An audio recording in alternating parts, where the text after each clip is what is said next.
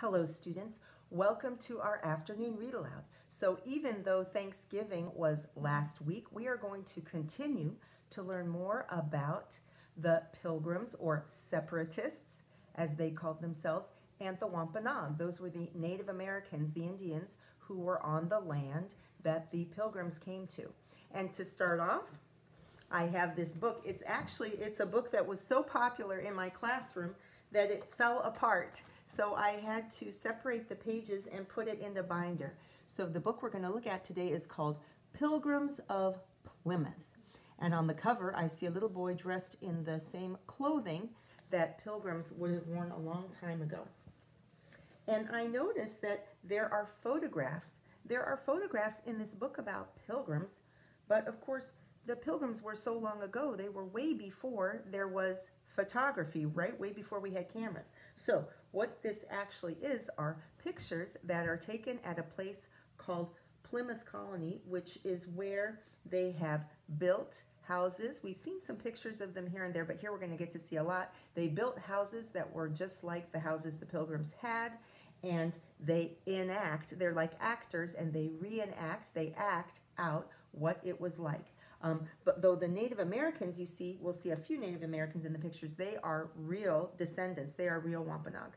But the people who play the pilgrims are actors. So it says, "Are you grateful to gobble up turkey on Thanksgiving? At their first feast, the pilgrims had many reasons to be thankful," right? And that was because they had made it through the winter when about half of them died from not enough food and cold and disease. "They had left England and crossed the ocean safely." And that's a model of the Mayflower. "They had built a new home in America. Here the pilgrims could pray in their own way. Here some of them would own farms for the first time." So you can see what their houses are like. You can see their clothing and how the children work and the families work.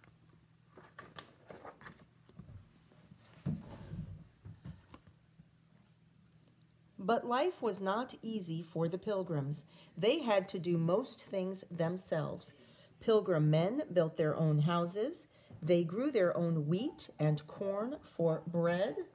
They hunted ducks and other wild animals for food. And they practiced being soldiers so they could protect their families. So there they are building houses. I'll show you close up each picture. Sorry for the shine. They're coming in from the field where they've grown wheat and corn. Here they've gone hunting. And here they are practicing with their weapons, practicing using their weapons. Pilgrim women took care of the homes and children. They grew vegetables in their gardens. They cooked food over open fires in their houses. They baked bread in outdoor ovens. So there's a picture of a pilgrim woman gathering vegetables from the garden. There's one cooking indoors over a fire and baking bread. You know, I'm making a real connection to the division of labor. So labor is the work, right? The work that people have to do, and division means to divide the labor. And it seems to me that this division of labor, where the men are out hunting and learning about weapons and practicing with weapons, and the women are gardening and taking care of the homes, that's kind of like the Powhatan, remember? That's an interesting thing I'm going to keep in mind. Okay. Pilgrim children did not go to school. Instead, they learned how to do the work they would do as grown-ups. That's just like the Powhatan kids, right? There's a boy learning to do some woodworking. There's a girl learning to grow a big garden. And there's a boy gathering wood. But they still had time to play. They liked to blow bubbles and play marbles. Oh my goodness. Okay, so there's a gal taking care of chickens, but here they are playing, and some of the same things kids like to do today, right? Blowing bubbles, playing marbles. I'm not sure kids play marbles as much nowadays. They did when I was little. The Pilgrims got help from their Indian neighbors. The Pilgrims traded with the Indians. They gave the Indians tools and cloth. They got animal furs in return. The Indians showed the Pilgrims the best places to fish. They also taught them how to grow corn. So here is a pilgrim with a Native American.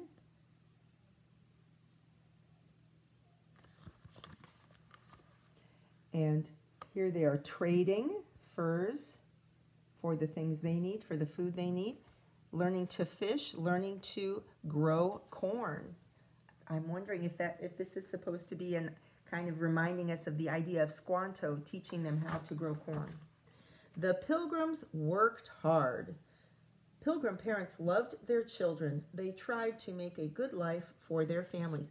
Wow, this picture of the garden is reminding me of a picture in the garden in this first Thanksgiving poem book, right? When they were picking turnips and other things from the garden.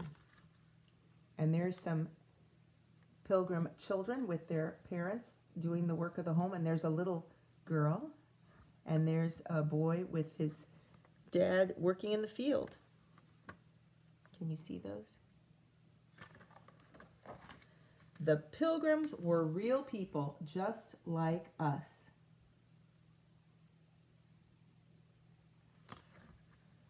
Okay. Oh, and there's some girls playing in that last picture. And just like a lot of other books, here's just showing some other books in this National Geographic series. And this was from the back cover. Travel back in time and meet the Pilgrims. That's what we just did, right? So I hope you enjoyed Pilgrims of Plymouth. And we're going to continue learning more about the Pilgrims, or Separatists, as they call themselves, and the Wampanoag. That's the Native American group that the Pilgrims met when they came to what was for them the New World, right? Anyway, don't forget to keep washing your hands, cover your coughs and sneezes, do some reading, do some writing, help your family around the house, and I'll see you tomorrow. Bye.